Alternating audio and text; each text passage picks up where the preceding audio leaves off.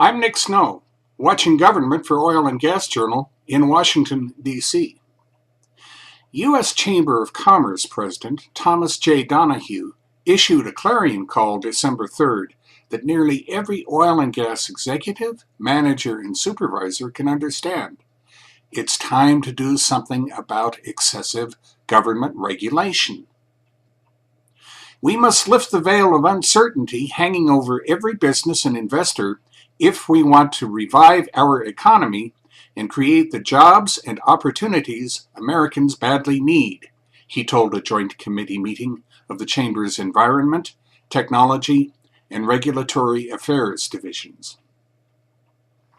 Nothing contributes more to this stifling uncertainty than a regulatory system that has lost its balance and common sense, Donohue continued. Projects are sidelined, jobs lost, growth squandered, and freedoms seriously undermined by an out-of-control regulatory bureaucracy. No reasonable person wants an end to all government regulation, he emphasized. They help ensure workplace safety, guarantee worker rights, and protect public health, Donohue explained. They provide needed standards and procedures on how to operate equipment, handle food properly, ensure safe working conditions, and keep the environment clean. But many rules are simply outdated, ineffective, overly complicated, and counterproductive, he maintained. They are too numerous, too pervasive, and too costly. He cited the U.S. Environmental Protection Agency's finding that greenhouse gas emissions endangered the public's well-being, which he said could lead to the largest regulatory rulemaking in history. The regulations could ultimately extend beyond mobile sources to include as many as 6 million American businesses, many of which are not currently regulated, Donohue said.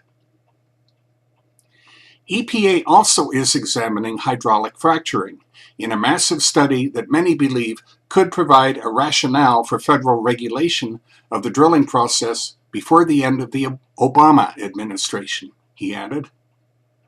That could short-circuit America's renaissance in energy that is creating millions of jobs, generating a gusher of revenue to governments, mostly state and local, and reducing our dependence on foreign oil, Donohue said.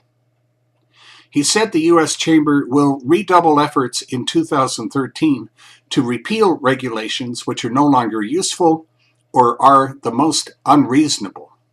We always try to work within the rulemaking process first, Donohue said, but when agencies overstep their bounds or refuse to follow lawfully prescribed practices, we go to court and we sue.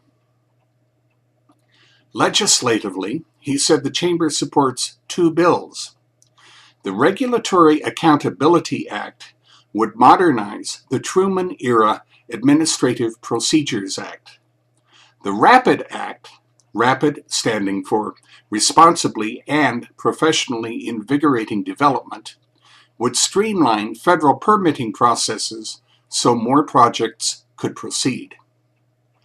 The Chamber is using every resource at its disposal to stem the unprecedented flow of regulations and to reform the process so it is accountable, transparent, open to participation, and achieves solid results, Donohue said.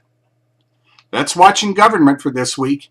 In Washington, I'm Nick Snow for Oil and Gas Journal.